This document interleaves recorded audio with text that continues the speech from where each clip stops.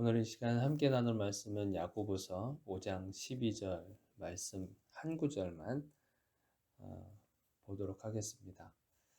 내 형제들아 무엇보다도 맹세하지 말지니 하늘로나 땅으로나 아무 다른 것으로도 맹세하지 말고 오직 너희가 그렇다고 생각하는 것은 그렇다 하고 아니라고 생각하는 것은 아니라 하여 정죄받음을 면하라. 어, 오늘 맹세하지 말라라는 제목으로 함께 나누려고 합니다. 여러분들 맹세는 언제 해요?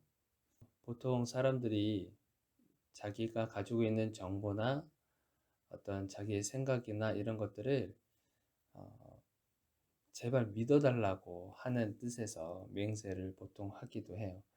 그래서 저도 어렸을 때 보면 친구들이 자기가 한 얘기에 대해서 제발 믿어달라고 하는 뜻으로 내가 내 성을 갈고 내 성을 걸고 말하는 거야. 아니면 우리 엄마 아빠, 우리 엄마 아빠를 두고 내가 말하는 건데 이거 진짜야. 막 이러면서 맹세를 하기도 해요. 그래서 자기 말을 제발 믿어달라고 하는 뜻에서 제3자의 인물을 제3자의 인물을 끌어들여서 그 사람을 증인으로 세워가지고 정말인 것처럼 진짜인 것처럼 이렇게 하는 것을 맹세라고 하여. 그래서 사전적으로도 의미를 보니까 마치 어떤 일을 반드시 꼭 이루겠다고 다짐하다라는 뜻의 어떤 맹세라고 하는 것을 뜻합니다. 그래서 맹세를 하는데 오늘 본문 말씀에는 뭐라고 그러냐면 맹세하지 말라 그래요. 그런데 무엇으로 하지 말라라고 하냐면 그 다음 부분에 보니까 하늘로나 땅으로나 다른 아무 것으로도 맹세하지 말라고 그래요. 도대체 왜 맹세를 하지 말라고 했을까? 그리고 뭐 하늘이나 땅이나 다른 어떤 것으로도 어떤 증인으로도 그렇게 세우지 말고 그렇게 맹세하지 말라고 했을까? 우리가 이 본문을 알려면 우리가 마태복음 5장 33절에서 37절에 있는 말씀을 우리가 살펴봐야 됩니다. 여기 마태복음에 나와 있는 말씀은 맹세에 대해서 조금 더 구체적으로 말을 해주고 있거든요. 그래서 마태복음 5장 33절에서 37절에 있는 말씀을 보니까 제가 한번 읽어보고 설명드릴게요. 33절부터 읽을게요.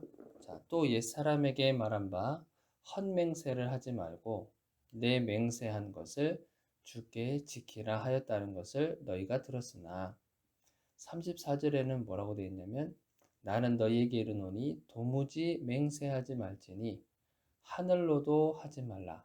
이는 하나님의 보좌임이요. 그러니까 하늘로도 하지 말라고 하면서 그 하늘의 의미를 얘기해 주고 있어요. 하나님의 보좌라고 해요. 하나님의 이 보좌라고 하는 뜻은 왕이 앉아 있는 자리를 말하는 거거든요. 그러니까 하늘로도 하지 말라라고 하는 것은 하나님의 보좌이기 때문에 하늘로도 하지 말아라. 그러니까 하나님으로 하지 말라라고 하는 뜻인 거예요. 35절에도 보니까 땅으로도 하지 말라. 이는 하나님의 발등상이며 라고 표현되어 있어요. 그러니까 땅으로도 하지 말라고 하는데 땅의 의미는 뭐냐면 하나님이 서 계시는 곳입니다. 그러니 하나님이 서 계신 곳이 그곳이 바로 땅인데 그 땅으로도 하지 말라라고 하는 것이 이것도 어떻게 보면 하나님을 걸고 하지 말라라고 하는 말과 똑같은 거예요. 그러니까 하나님이 계신 곳은 거룩한 곳이잖아요. 하나님이 서 계신 곳이 거룩한 곳이에요. 하나님이 계신 곳이 거룩한 곳. 하나님이 앉아 계신 보좌가 거룩한 곳. 그러니까 하늘로도 하지 말고 땅으로도 하지 말라라고 하는 것은 무엇이냐면 하나님을 걸고 맹세하지 말라라고 하는 거예요. 하나님을 걸고 맹세하지 말아라.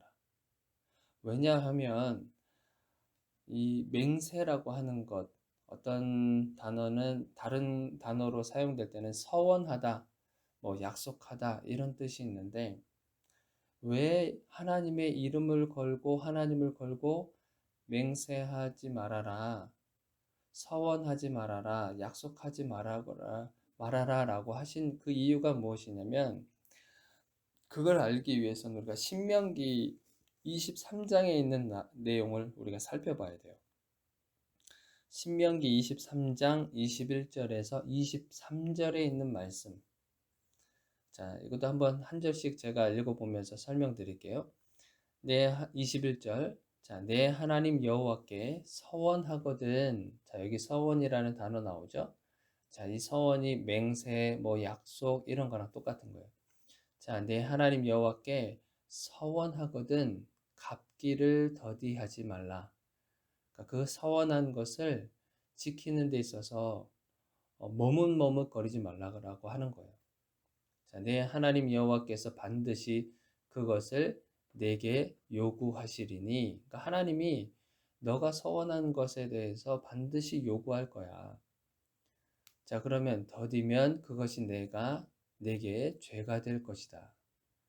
그러니까 이것이 더디하거나 아니면 그 서원한 것을 갚지 않게 되면 이게 뭐라는 거예요? 죄가 된다라고 하는 거예요. 죄.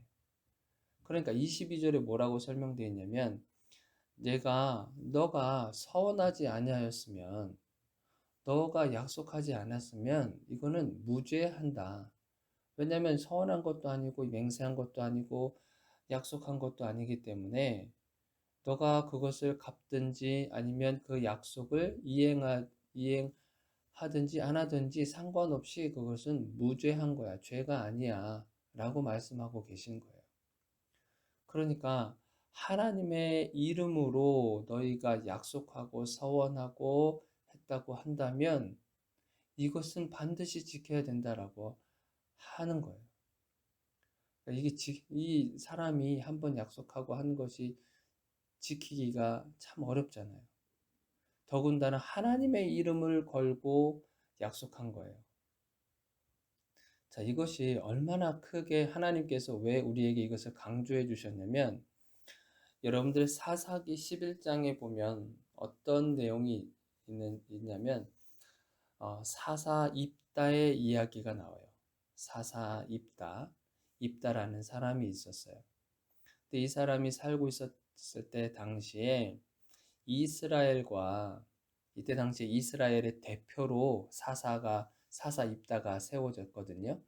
그러니까 이스라엘하고 암몬이라고 하는 족속이 있었어요. 그 암몬이라고 하는 족속과 전쟁이 나요.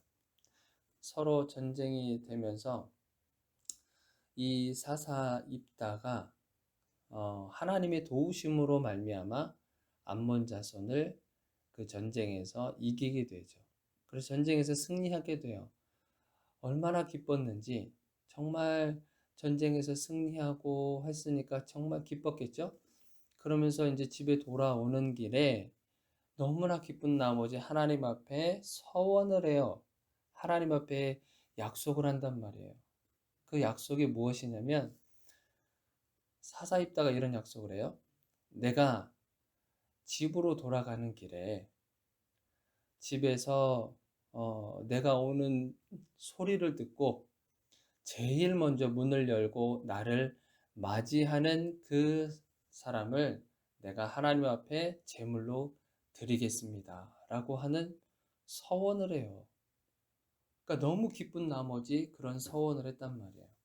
그러면서 기쁜 마음으로 집을 한 걸음 한 걸음 점점 다가오면서 결국 집 앞에 딱 도착했었을 때 그 문을 열고 나온 사람이 누구냐면 사사입다의 무남동녀인 딸 하나밖에 없는 그 무남동녀인 그 딸이 아버지를 맞이하게 돼요.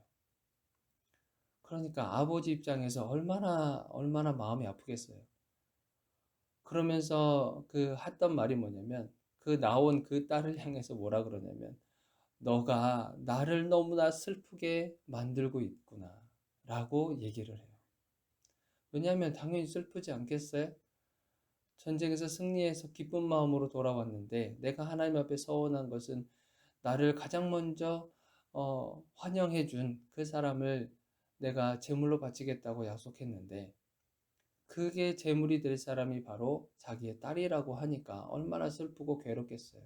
그러니까 성경에 뭐라고 써있냐면 옷을 찢어버렸다 그랬어요. 얼마나 괴롭고 괴로웠으면. 그런데 그 딸의 반응이 너무나 대단해요. 그 딸의 반응이 어떤 반응이냐면 아버지한테 그런 얘기를 해요. 아버지께서 암몬 자손과 싸워서 이기게 해주신 분이 여호와 하나님이시지 않습니까? 여호와 하나님이신데 그분에게 아버지께서 그렇게 서원을 하셨다고 한다면 그 서원하신 대로 행하시옵소서. 그 딸이 대단하지 않아요? 그 딸이 그렇게 아버지께서 그렇게 서원을 했다고 하면 만약에 내가 그랬다면 내가 만약에 그 딸이라고 한다면 아버지를 향해서 너무나 원망하고 분노하지 않았겠어요? 그런데 그 딸은 그렇게 하지 않았어요. 하나님 앞에 서원한 것이 얼마나 귀한 것이고 너무나 중요한 일이고 정말 하나님께 반드시 그 일을 행해야 된다라고 하는 것을 이 딸이 알고 있었던 거예요. 그것이 설령 그 제물이 될 사람이 바로 나라고 하는 것을 알면서도 하나님께 향했던 그 약속에 대한 그 중요성을 더 강조했던 거예요. 그러니까 여러분들 하나님 앞에 서원하고 하나님께 약속하고 하려고 했을 때는 반드시 여러분들 중요한 것이 있어요. 뭐냐면 여러분의 감정을 앞세워서 하나님 앞에 약속하고 맹세하고 하는 것을 절대로 하면 안 돼요. 기분이 좋다고 해서 일이 잘 풀렸다고 해서 하나님 앞에 함부로 서원하거나 맹세를 하면 안 됩니다. 만약에 여러분들이 그런 마음으로 했다고 한다면 그 서원한 것을 갚으셔야 돼요. 그러니까 하나님 앞에 우리가 맹세하고 약속할 때는 어떻게 해야 될까요? 굉장히 신중해야 돼요. 우리가 감정적으로도 그런 마음이 생길 수 있지만 반드시 우리의 이성적인 반응도 필요해요. 말씀으로 돌아가서 확인해야 되고 정말 내가 이것을 해도 되는지 끊임없이 하나님 앞에 기도하는 가운데 확신이 들었을 때 그때 여러분들을 서원하고 약속하는 거예요.